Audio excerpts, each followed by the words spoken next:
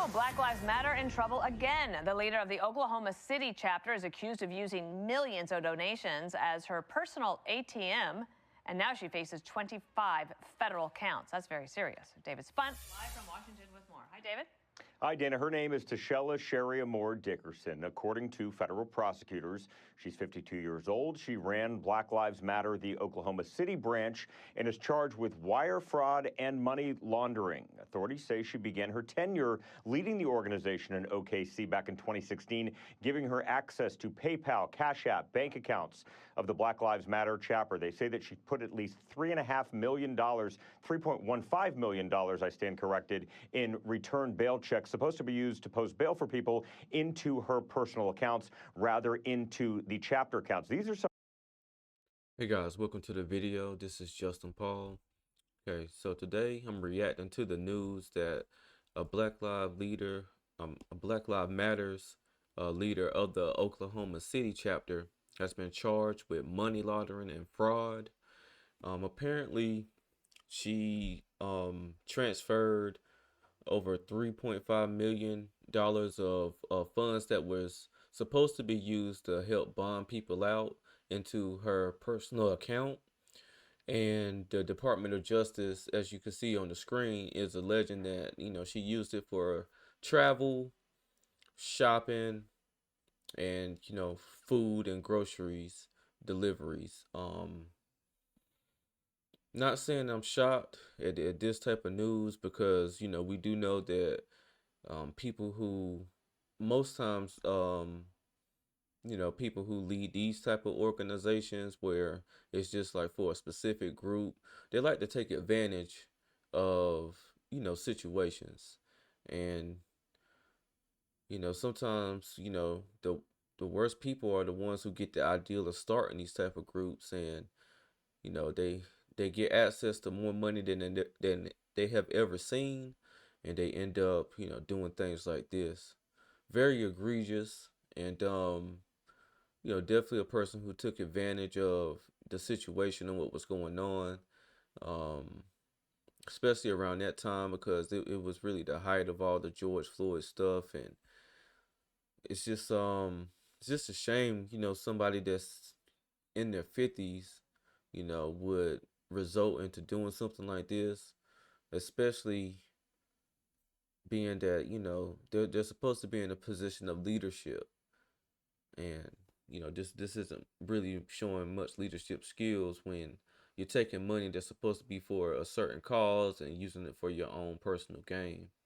Some of the allegations where authorities say she was involved traveling to Jamaica, tens of thousands retail shopping, 50,000 in food and deliveries, personal vehicle registered in her name, 6 properties in Oklahoma City in her name, or a business that she controlled. Authorities say some of this all took place around the time of the death of George Floyd, which prompted, in some cases, violent protests across the country in 2020.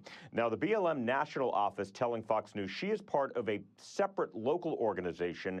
Writing to us, the Black Lives Matter movement practices a model of decentralized leadership. The Black Lives Matter Global Network Foundation operates independently from local chapters, and the local chapters operate independently of the foundation, end quote. Now, we reported, Dana, at the end of October that the Justice Department is probing Black Lives Matter overall, looking at whether senior leaders in the organization may have potentially defrauded donors during those 2020 protests. If convicted, Ms. Dickerson could face 20 years behind bars and a fine of up to $250,000 for each count of wire fraud, and there are 20 wire fraud counts out of those 25 counts total.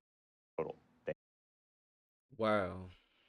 Up to 20 years in prison and up to $250,000 fine for each charge or each count of wire fraud.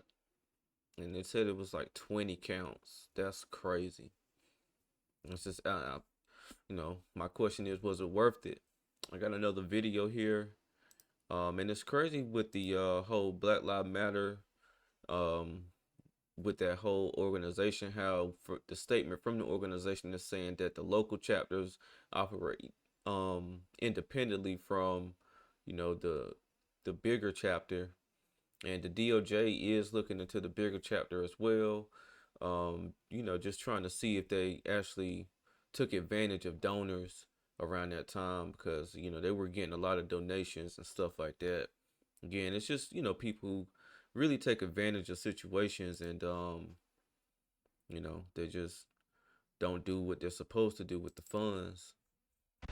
The executive director of Black Lives Matter Oklahoma City accused of spending millions of dollars in donations that were meant for her organization. Reverend T. Cherie Dickerson, a well-known activist in Oklahoma City, has been charged with wire fraud and money laundering. KOCO's Jason Berger has more on the indictment. It is always very humbling and a privilege to be able to do the best you can at what I call being community. For years, T. Cherie Dickerson has made many appearances in support of the Black Lives Matter movement. Thursday, she made her initial appearance in court, accused of using donations to the organization on herself. The indictment alleges the local OKC BLM chapter accepted charitable donations through its affiliates, and that Dickerson spent more than $3 million on things like vacations, clothes, and even real estate here in OKC. KOCO5 has interviewed Dickerson many times in years past. This was at a Black Lives Matter rally in May 2020. We're here saying again that Black Lives Matter, as well as stop killing us. Federal prosecutors allege Dickerson was spending money that was supposed to be used for pretrial bail for people arrested at protests following the death of George Floyd. We are tired of not being listened to. We are tired of not being treated with the dignity and respect that they expect. According to the DOJ, BLM OKC raised over $5.6 million, which included grants from national groups for that bail money. The indictment alleges Dickerson deposited at least $3.15 million in returned bail checks to her personal accounts. Dickerson posted a video to her personal Facebook page saying her attorneys advised her not to comment, but she did say, quote, "To many, this wasn't a secret. We know that it was coming, and so it has." And in that same Facebook video, Dickerson said these charges are common against people that do social activism work like this. The FBI OKC field office and the IRS led this investigation. So, you know, that's like a statement to kind of try to save face and stuff like that, saying that, you know, these type of charges are common to people who are in those positions, which I'm sure, you know, the government is definitely going to check and look and just to see where those funds are going, especially when you're getting large donations in the millions and stuff like that.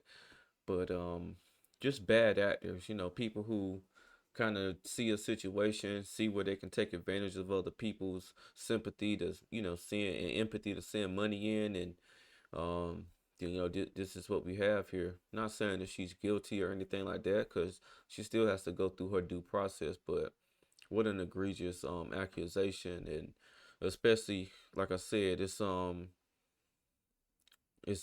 like, you know, you're supposed to be in a position to help people, you know, pretrial bails, you know, people out there protesting and things of that nature. And, you know, you have people sitting back watching who open up their wallets and donate to these causes because these are causes they believe in, not knowing that the leadership is really just going to take some of the money and do for themselves. Which, you know, when people are greedy and people want to do stuff they've never done before, and people have access to money that they've never done before, this is kind of the type of thing that often happens. But, you know, we'll keep our eyes and ears open on this whole topic and see what else comes of it. I'm not sure when the court date is, or, you know, if that's going to be something that's televised, but there'll be an update, and we'll keep everyone informed. Yeah, that's pretty much it on this here. Just wanted to kind of bring this to everyone's attention and do a reaction to it. But if you like my channel, make sure you like, comment, and subscribe. This is Justin Paul. Peace.